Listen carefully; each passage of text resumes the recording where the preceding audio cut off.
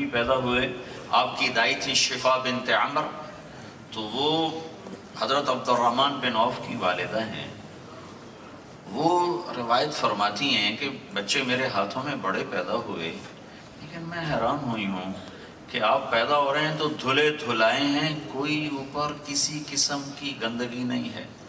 جیسے دھل کے کوئی آتا ہے، غسل دے کے کوئی باہر بھیجتا ہے، اور آپ کی ناف کٹی ہوئی ہے، ماں کی آنت پیٹ کے اندر ہی جدا ہو چکی ہے، اور آپ ختنہ کروا کے ماں کے پیٹ سے باہر آ رہے ہیں، آپ کا ختنہ باہر نہیں ہوا ہے۔ یہ بچہ عجب پیدا ہو رہا ہے کہ اس کے پیدا ہونے میں نہ کسی کو پتہ ہے کہ یہ کون آ رہا ہے، نہ دائی کو پتہ ہے، نہ ماں کو پتہ ہے کہ وجہ کائنات آ رہا ہے، کائنات کا سردار آ رہا ہے۔ 12 ربیع الاول ہے، 22 اپریل ہے، اور 571 عیسوی ہے، وہ صبح صادق ہے 4:20 مکہ میں۔ 22 اپریل کو صبح صادق 4:20 پر ہوتی ہے، تو میں یہ اضافہ کرتا ہوں کہ آپ 4:20 پر تشریف لا رہے ہیں۔ ادھر دنیا کا اندھیرا دور ہونے کے لیے سورج کی آمد ہے، ادھر دلوں کے اندھیروں کو دور کرنے کے لیے محمد مصطفیٰ کی آمد ہے۔ ادھر کفر کے چھٹنے کے لیے، ادھر ظلمتوں کے چھٹنے کے لیے سورج نکل رہا ہے، ادھر کفر کے اندھیروں کے چھٹنے کے لیے آفتاب نبوت طلوع ہو رہا ہے۔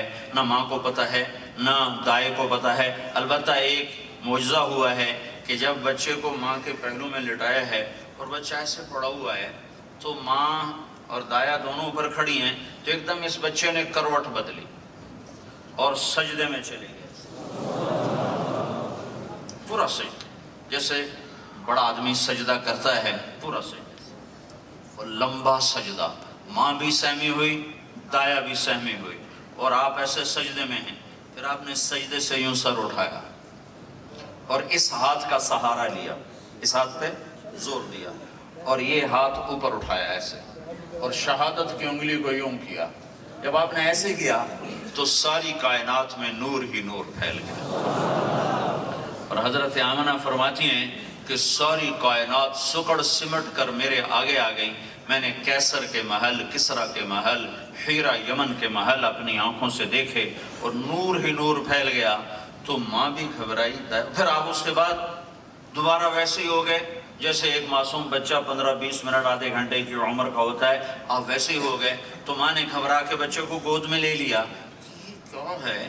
تو ایک دم گھر کی چھت پھٹی اور ایک بادل کا ٹکڑا اندر آیا، جیسے دھند ہوتی ہے ہمارے یہاں جنوری فروری میں، ایک دھند اندر آئی اور اس نے بالکل سارے کمرے کو بھر دیا، اور ماں اور بچے کے درمیان دھند گہری ہو گئی، اور اس دھند کے اندر سے آواز آئی، طوفوا بہ مشارق الارض ومغاربہا لیعرفوا باسمہ ونعتہ وصورتہ۔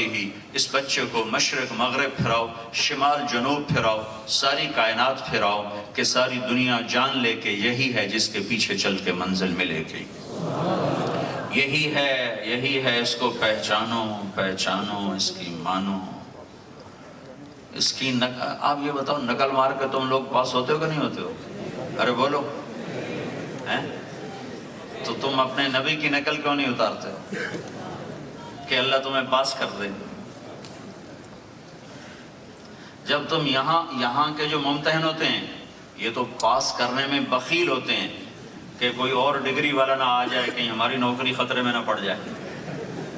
ان کو تو یہ لالچ ہوتا ہے کہ ہم تھوڑے پاس کریں، اور اللہ تو بیٹھا ہی پاس کرنے کے لیے ہے۔ ما یفعل اللہ بعذابکم ان شکرتم وآمنتم وکان اللہ شاکرا علیما۔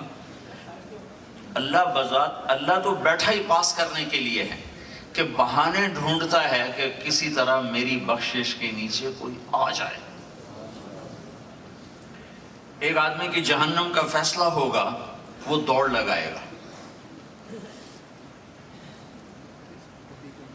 اللہ اسے بلائے گا کہ تو دوڑ کیوں پڑا، تجھے نظر نہیں آ رہا آگے کیا ہے؟ کب پتہ ہے، کب دوڑ کیوں لگائی؟ کہ تیری نہ مان کے تو یہ دن دیکھنا پڑا، میں نے سوچا آج ہی تیری مان لوں۔ تو اللہ کہے گا واہ واہ واہ واہ، چل جا، میں نے تجھے اسے پہ معاف کر دیا۔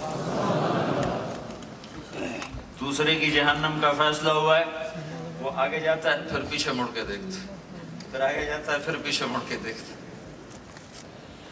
تو اللہ اس کو واپس بلائے گا، ادھر آؤ، پیچھے مڑ کے کیا دیکھ رہے ہو؟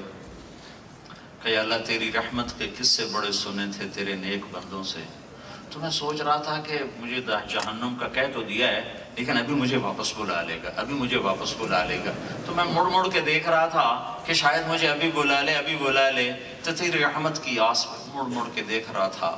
تو اللہ کہے گا تو نے میری رحمت پہ بڑی اعلیٰ آس کی، چل تجھے بھی معاف کرتا ہوں۔ تو اللہ تو ایسے فیل لوگوں کو پاس کرنے کے لیے بیٹھا ہوا ہے، فیل ہو گئے نا، جہنم میں جا رہے ہیں، فیل ہو گئے۔ تو میں یوں کہتا ہوں تم اگر نقل مار کے یہاں کی ڈگری لے سکتے ہو تو تم یہ نقل مار لو اپنے محبوب کی۔ اللہ سے زیادہ کریم کون ہے؟ اللہ سے زیادہ مہربان کون ہے؟ اللہ سے زیادہ درگزر کرنے والا کون ہے؟ ایک اللہ نے محبت صرف نہیں کی، اللہ نے عشق کیا ہے، عشق۔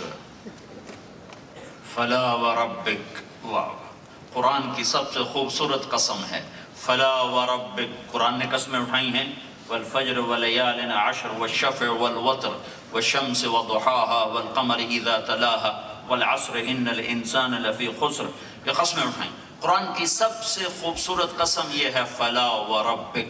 یونیورسٹی والوں کو بتا دے مجھے تیرے رب کی قسم، فلا کوئی اور ہے یا خود ہے؟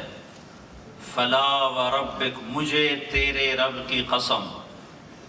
تو انداز کیسا ہے کہ کوئی اور ہے، کوئی اور رب محمد ہے جس کی اللہ قسم اٹھا رہا ہے، فلا وربک، مجھے تیرے رب کی قسم۔ یہ اردو کا محاورہ نہیں، یہ عربی کا محاورہ ہے۔ میں اسے منتقل کرنے میں ہمیشہ تھکتا ہوں کہ جب عشق کی انتہا ہوتی ہے تو حبیب اپنے آپ کو دو بنا لیتا ہے، ایک کو محبوب کے ساتھ جوڑ دیتا ہے اور ایک کو جدا کر دیتا ہے، پھر خود جو جدا ہوتا ہے وہ اس جڑے ہوئے کی قسم اٹھاتا ہے، وہ کہتا ہے فلا وربک، اے مجھے محبوب، مجھے تیرے رب کی قسم۔ لا یؤمنون حتی یحکموک فیما شجر بینہم، بتا دو مردوں عورتوں کو، لڑکے لڑکیوں کو، جب تک تیرے فیصلوں پہ راضی نہ ہوں گے میری بارگاہ میں قبولیت نہیں پا سکتے۔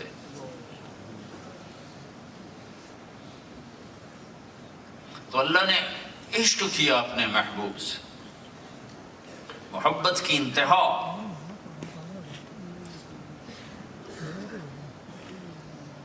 والضحا، ابھی وہ بچے نے پڑھی نا تو مجھے خیال آ رہا تھا کہ میں کچھ پڑھ کے تو آیا نہیں، میں تو سوڈان سے اور سیدھا آپ کے پاس آ گیا، تو جو یادداشت میں ہے وہی آپ کو بتا رہا ہوں۔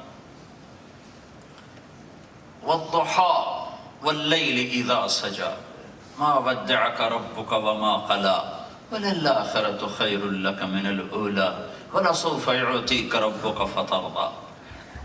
وہی نہیں آئی کچھ دن تو قریش کہنے لگے ودع ربہ وخلا، اس کا رب اسے چھوڑ گیا، اس کا رب اس پہ ناراض ہو گیا۔